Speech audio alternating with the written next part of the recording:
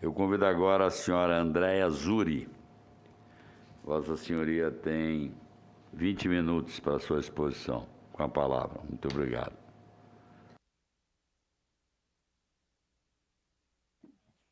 Bom dia a todas e todos. Meu nome é Andréa Zuri, eu sou professora titular da Universidade Federal de Minas Gerais e estou representando nesta audiência a Associação Brasileira de Antropologia. Eu agradeço a oportunidade em nome da associação e eu tenho, então, essa honrosa tarefa, muito difícil, inclusive, de apresentar uma perspectiva do acúmulo, né, de trabalhos e pesquisas realizadas por antropólogas e antropólogas ao longo de várias décadas, em várias gerações, que têm trabalhado, pesquisado, produzido conhecimento sobre o processo de licenciamento de grandes obras, sobretudo seus efeitos, suas consequências nos territórios, como disse o ex-ministro José Carlos Carvalho, né? Então, eu vou esmiuçar um pouco alguns problemas que nós temos enfrentado e que vimos com bastante preocupação o novo PL, né, como possibilidade de agravamento dessas situações. Eu tenho aqui uma apresentação de PowerPoint que eu vou pedir licença para compartilhar a tela. Então, nós examinamos a nova proposta de lei geral, né, do licenciamento, e elaboramos uma nota técnica que foi encaminhada tanto ao Congresso, a versão anterior, e também agora ao Senado, um material que eu espero que vocês possam avaliar.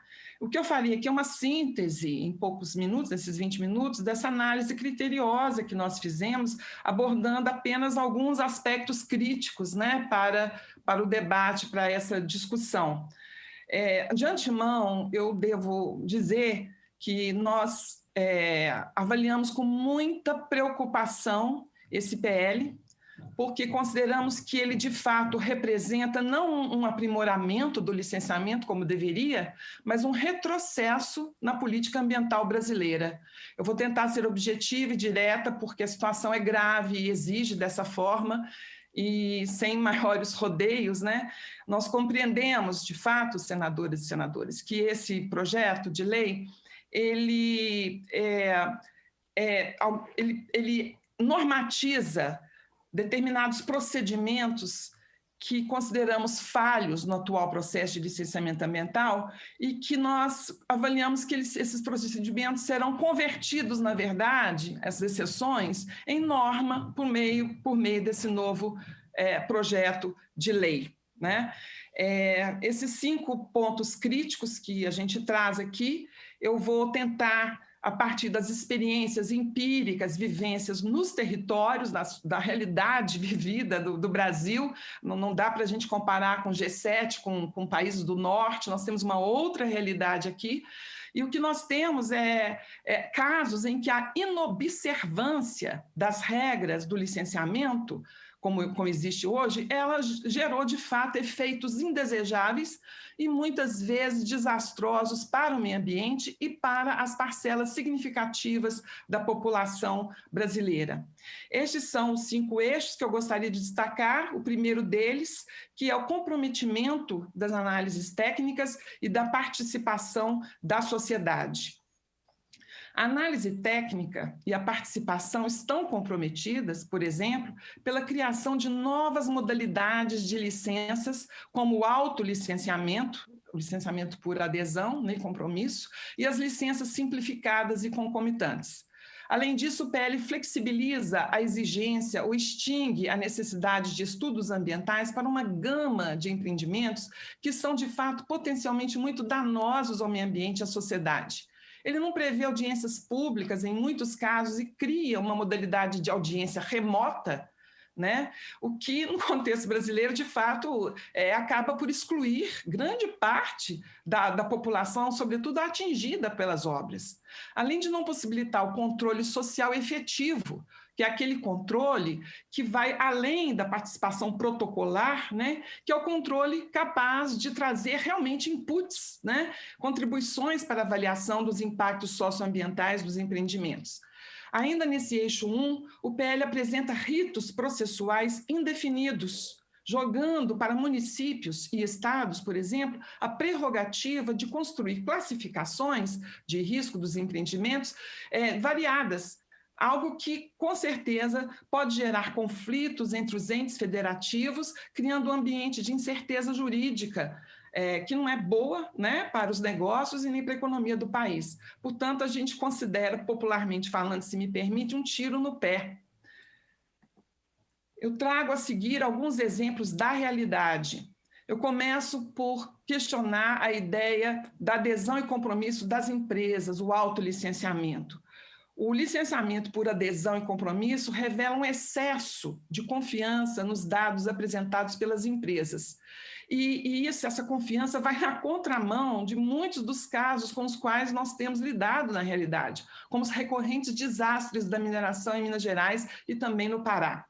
Mais do que confiança exagerada nas empresas, vemos o Estado renunciando o seu papel de regulação, pois o autolicenciamento expressa uma transferência do dever constitucional do Estado para as empresas privadas.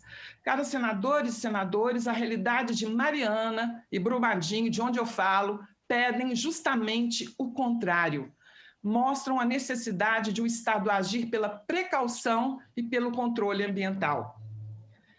A própria CPI de Brumadinho e Barragens concluiu que houve interferências indevidas na formulação de laudos técnicos por parte da mineradora. Esses desastres, crimes não podem ser ignorados, devem nos servir ao menos de lição.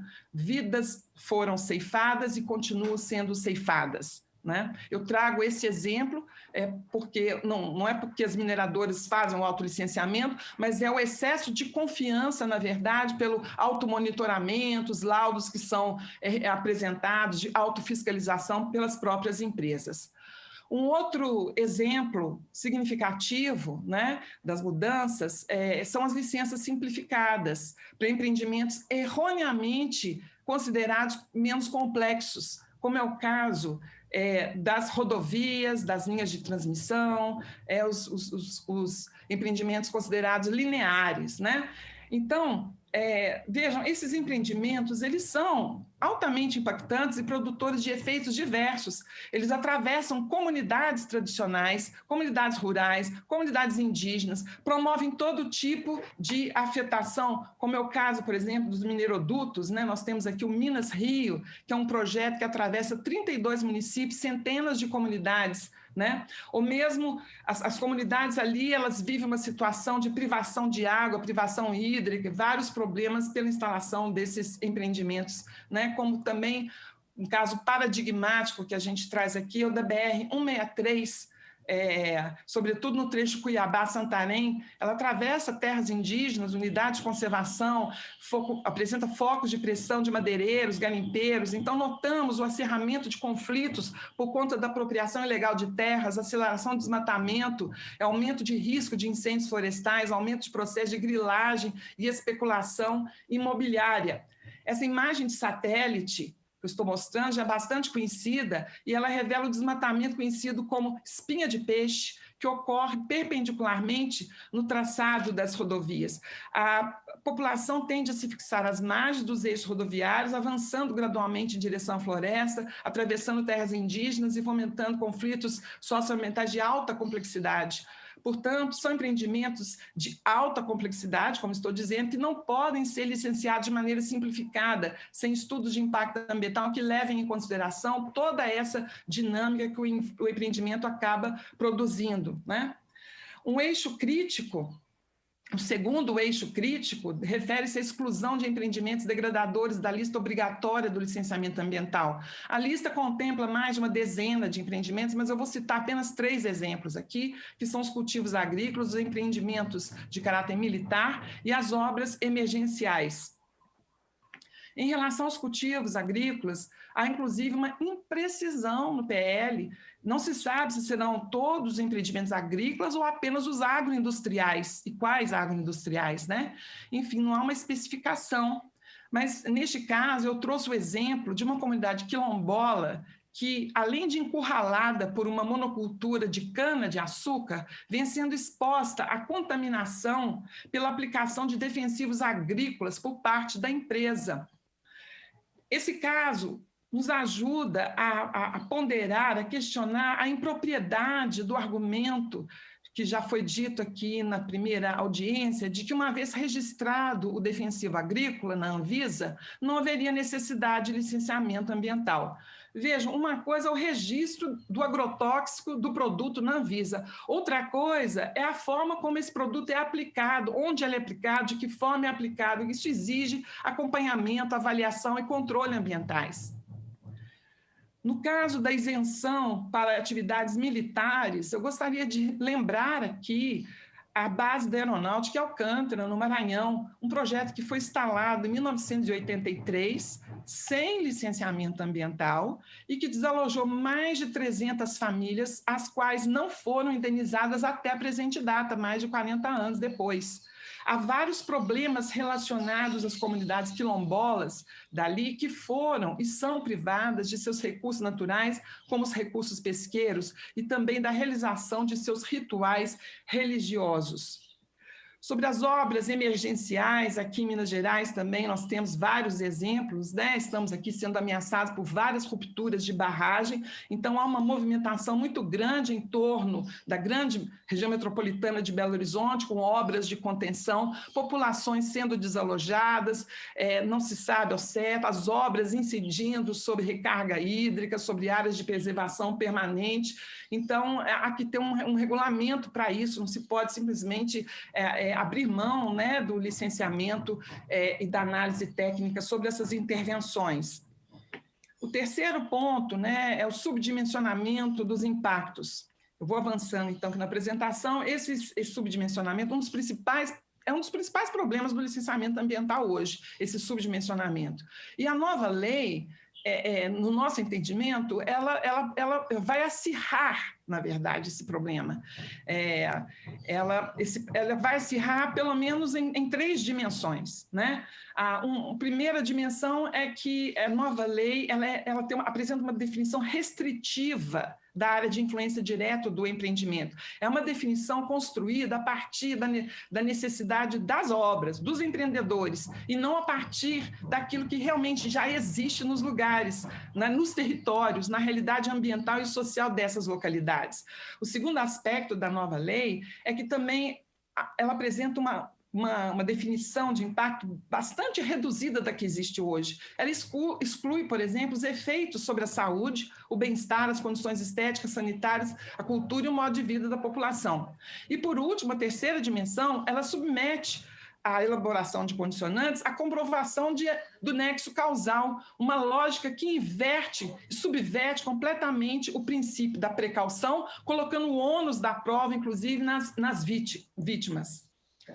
Essa discussão sobre o subdimensionamento das obras ela é bastante técnica e complexa, e eu, infelizmente, não terei tempo para desenvolvê-la a contento, e me permitam modestamente sugerir de novo a leitura da nossa nota técnica, que ela é bastante minuciosa, né, em relação a esse aspecto. Mas eu vou mencionar apenas 2 exemplos aqui, tomando o caso das hidrelétricas, né, das consequências que o subdimensionamento dos impactos causa na realidade das pessoas. O primeiro exemplo de hidrelétrica aqui em Minas Gerais é o caso da hidrelétrica de Irapé, no Vale do Jequitinhonha, né? Ela foi inaugurada em 2005, ela afetou 7 municípios, desalojou 1.124 famílias, né? Que são aquelas famílias que estavam na área do alagamento, do reservatório. Mas todas as famílias e as comunidades a jusante da barragem não foram reconhecidas como atingidas. No entanto, eles foram submetidos a um deslocamento forçado, que a literatura antropológica internacional chama de deslocamento in situ, porque eles permaneceram ali naquele lugar, mas o lugar está completamente transtornado, está completamente modificado, foi drasticamente alterado, comprometendo a sua reprodução social e suas estratégias de vida. De fato, essa população vive um contexto de insegurança administrada pela barragem, que controla a vazão do rio, eles perderam a agricultura da vazante, por exemplo, né? E estão submetidos a uma insegurança alimentar, né, provocada pela construção da barragem. Da mesma forma, outro exemplo é da Amazônia, já dito aqui, o de Belo Monte, né, a população que vive na Volta Grande do Xingu, uma área que sofreu uma redução drástica da vazão do rio, né? Essa população são dezenas de grupos de pescadores, comunidades tradicionais e indígenas que vivem esse deslocamento in situ, com a perda da soberania alimentar, do modo de vida, uma população colocada, né, em processo de vulnerabilidade pela construção da barragem, pelo funcionamento da barragem, porque até mesmo encontramos hoje, há registros, né, de casos de espécies de peixes que estão com má formação, né? Um verdadeiro histórico, então, esse caso de Belo Monte, de violação do direito humano à moradia, direito humano à alimentação. Eu entro, então, falando em direitos humanos e a violação de direitos, no quarto item, que é a ameaça aos direitos de povos indígenas e comunidades tradicionais. Esse eixo, então, ao analisarmos o PL, nós verificamos que a previsão de licenciamento ambiental, ela ocorre apenas nos casos em que o empreendimento envolver terras tituladas e demarcadas, no caso de populações indígenas e comunidades quilombolas. Essa proposta, ela compromete ao menos 40% da existência dos povos indígenas do Brasil. E, no caso dos quilombolas, ainda pior, mais de 90%, porque das 2.800 e poucas comunidades estimadas, né, no Brasil, quilombolas, somente 154 tiveram suas terras tituladas. Então, é uma ameaça, né, essa definição, e, além de tudo, o PL não prevê a consulta livre, prévia, informada, conforme determina a Convenção 69 da OIT, do qual o Brasil é signatário, né? Uma consulta nos termos das próprias comunidades. Então, o comprometimento aos direitos da população brasileira, ele é mais geral no PL, mas ele é especificamente preocupante no caso desses grupos que já são bastante vulnerabilizados em sua cidadania, né? Embora formalmente eles estejam submetidos a um regime especial de direitos, conforme listado aqui nesse slide, nesse conjunto de leis. E assim também como existem os tratados internacionais assinados pelo Brasil, né, como esses listados aqui nesse último eixo, o eixo 5, que são tratados mais abrangentes, reconhecidos pela comunidade internacional, tal como a Convenção Americana de Direitos Humanos de 1969, o Marco de Sendai para a Redução de Risco de Desastre de 2015 2030, e para ficar só nesses dois exemplos, né? Então, gostaria de lembrar ainda que o Brasil é signatário de acordos internacionais que asseguram padrões de boas práticas para os setores financeiros e empresariais. E essa nova lei do licenciamento ambiental também compromete esses acordos internacionais, como já temos presenciado, né, em termos de pressões internacionais sobre a falta de uma política ambiental mais incisiva do Brasil nos últimos tempos, né? Por fim, avançando, então, aqui nessa análise, né, eu gostaria de ressaltar aqui que, em vários aspectos, o PL configura, no nosso entendimento, violação aos direitos constitucionais do país, sobretudo no que se refere aos artigos 231, 232, 216, 225, 6. É importante a gente lembrar que esse projeto de mudança do licenciamento, ele acompanha outras propostas atualmente, né, de mudança na regulação ambiental brasileira, ele não está isolado, né? E isso constitui um processo efetivamente de desmanche e desregulação ambiental que temos visto sendo analisados por vários de nós, né, vários pesquisadores, né? Os setores da economia que defendem a nova lei do licenciamento ambiental, com o propósito de conferir maior celeridade e desburocratização do rito licenciador, como já foi dito aqui, alegam a dimensão do tempo excessivo e dos altos custos do licenciamento ambiental. Contudo, nossas pesquisas empíricas, pesquisas nos territórios, né, em diferentes estados do Brasil, permitem avaliar que a morosidade, quando ela existe, não ocorre tanto em função da arquitetura das normas, a arquitetura do atual licenciamento, obviamente que pode ser melhorado, né, tendo em vista o objetivo realmente de preservação ambiental e cuidado com a população, mas a morosidade ocorre em função de dois fatores interligados. De um lado, os ritos não são integralmente cumpridos de forma adequada por setores interessados no licenciamento ambiental, que enxergam o licenciamento ambiental, como já foi dito aqui pelo Zé Carlos Carvalho, como um balcão de retirada de licença. É um empecilho que tem que ser vencido no caminho.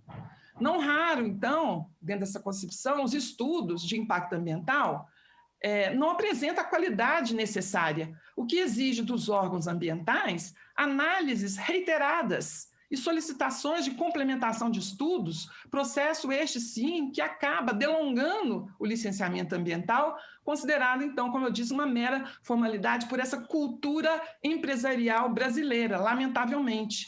De outro lado, o aspecto, né, complementar a esse é que os órgãos ambientais foram sucateados ao longo dos anos, o corpo técnico é diminuto, os salários são defasados, há falta de equipamentos apropriados para a execução da política ambiental, como, por exemplo, as vistorias in loco, né? Mas a nova lei, o novo projeto de lei, não vai alterar substantivamente esta situação, né? É isso que a gente avalia, concluindo aqui, não vai alterar essa situação, mas ele pode acirrar os conflitos, provocar uma judicialização, né, e abalar, de fato, a confiabilidade internacional do país para os investimentos, né, e, sobretudo, internacionais. Não é boa para o meio ambiente, para a população e para a economia. Lamentavelmente, eu tenho dito isso bastante claramente, é meu dever de ofício, né? É meu dever moral, é meu dever profissional dizer isso. Ela não é boa nem para o meio ambiente, nem para a população, não é boa para a economia do país. Temos consciência de que existem interesses divergentes que produzem tensões no campo ambiental, mas nós entendemos também que há uma cultura de negociação de interesses que prevalece nessa nossa sociedade de mercado. Contudo, devemos igualmente reconhecer que antes dos interesses setoriais, existem direitos. 15 segundos. E direitos que vão além dos direitos civis. Direitos que envolvem os direitos humanos, coletivos, os direitos diferenciados de cidadania, muitos dos quais não são negociáveis. E a gente espera que o Senado avalie com muita atenção, né, essa lei e que ela não seja aprovada da forma como está sendo proposta. Muito obrigada. Obrigado, senhora Andréa Zuri. Eu agradeço a sua exposição.